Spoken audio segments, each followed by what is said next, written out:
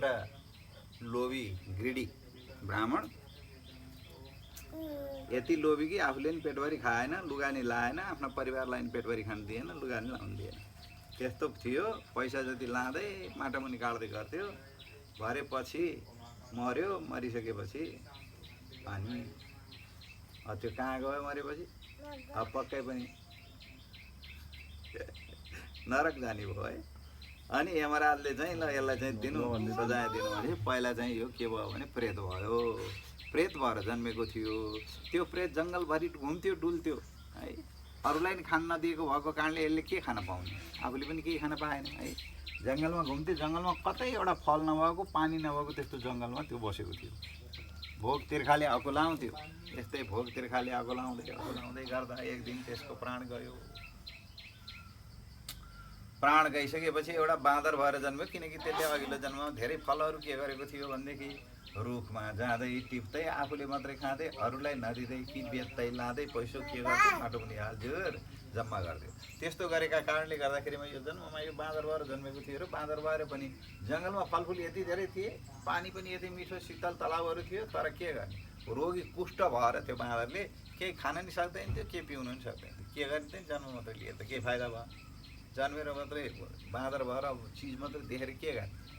आखिरकार यसले के गर्यो त भन्दै एक दिन एउटा रुखमा खुब पाकेको फल देखेर अब बानी त हो बाँदरको, चढ्यो रुखमा। सकी नसकी रगत निकाल्दै हातमा जतासुकै पाकेको थियो हात कुष्टीले, हेलो मुखले खान हुँदैन थियो।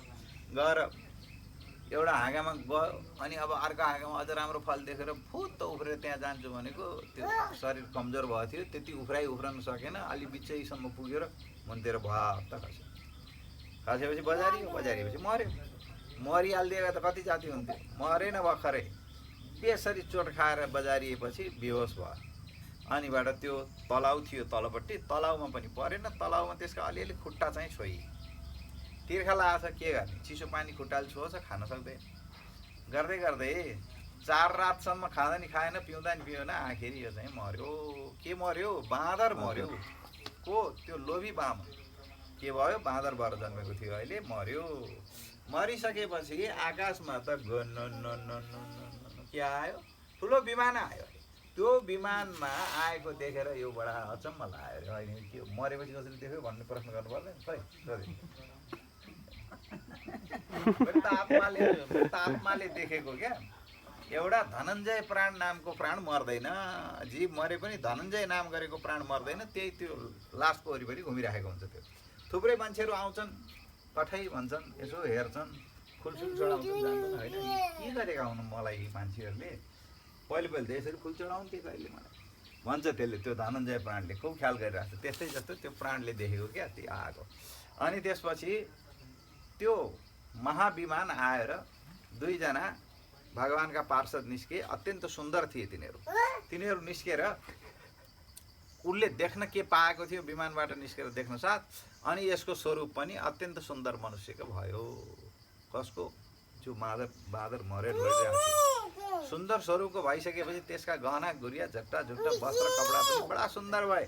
त्यति भइसकेपछि अनि ती 2 जना पार्षदहरूले आएर के भन्यो भने, ल हिँड्नुहोस् है परमात्मा, तपाईँ त परमात्मा हुनुभयो, अब हिँड्नुहोस् गोलोकमा। हामी लिन आएको तपाईँलाई कृष्णले लिन पठाउनु भएको होइन। म त धेरै पाप गरेको मान्छे हुँ, मलाई त यसरी जान पाइन्न होला। मलाई तपाईँले झुक्किनु हो कि भन्यो। किन हुन्थ्यो? तपाईँले बरु चाहिँ कुरा नबुझ्नु भएको। तपाईँले पहिले नखाएर चाहिँ जति फलहरू बाटोमा फालिदिनु हुन्थ्यो। हेर बाँदर, तिमीले त सबै हातमा कुहेको के खाने? अनि बाहिर फालिदिएका फलहरू अरू बटुवाहरूले खान पाउँथे। तिनीहरूलाई चाहिँ तपाईँले दान गरेको मान्दिनु भयो भगवान् कृष्णले। त्यस्तै गरेर आज चाहिँ 4 दिनदेखि त तपाईँ यहाँ यो तलाउको छेउमा लडेर पल्टेर मर्नुभयो। 4 दिनसम्म खाँदा नि खानु भएन, सुत्दा नि सुत्नु भएन, पिउँदा नि पिउनु भएन। अनि यो के भनेको छ शास्त्रले? यो पुरुषोत्तम मास महात्म्यले भने पुरुषोत्तम मास महात्म्यको अन्तिम 3 दिन अथवा आज, हिजो र अस्ति, यति 3 दिन मान्छेले यदि अनुकूल रूपमा व्रत बस्न सक्यो, अरू दिन 27 दिन नबसे पनि भने त्यो मान्छेले गरेको धर्म पुरुषोत्तम महिनाभरि गरेको धर्मको फल पाइन्छ अरे। त्यति नै भनेको मैले, हिजो नि भनेको। अब गर्न गरियो त ईश्वर जानु। दान गरे पनि, धर्म गरे पनि, पुण्य गरे पनि, जप गरे पनि, तप गरे पनि, जेसुकै पुण्य चिजको काम गरेको अहिले गरेको चाहिँ यो 3 दिन अन्तिममा गरेको यो डबल मात्रै होइन, चौबर भएर भेटाइन्छ। है। त्यस कारणले गर्दा अब यो सारा 1 महिनासम्म पाठ गरेको जति पनि धर्मका फलहरू छन् अब आज आएर यहाँ अन्तिममा आज सुन्नेले भेटाउँछन्। त्यसो भए पहिले सुन्नेले भेटाएनन्, होइन, पहिले सुन्नेले उति दिन जहिले सुन्ने त्यही भेटाए। आज सुन्नेले चाहिँ 30 दिनको लास्टमा आएर पिँधमा अलि बाक्लो बसेको हुन्छ नि त्यस्तै जस्तो लास्टमा आएर सबै भेटाइन्छ। र आजको यो जुन कथा छ, अब त्यही ब्राह्मण त्यसरी फेरि तिनीहरूका साथमा लागेर पुष्पक विमान जस्तै विमानमा चढेर वैकुण्ठ जाँदो भयो अथवा कृष्णको गोलोकमा जाँदो भयो भनिकनका कथाहरू योभन्दा अगाडि पाठ गरियो। अब आज अगाडिको कथाहरू पढिँदैछ। हरिम तुता पवित्रता पति व्रता नारी त्वया पूर्वं तपोनिरे तल्लक्षणानि सर्वाणि समासेन वदस्व मे सुदो वाचने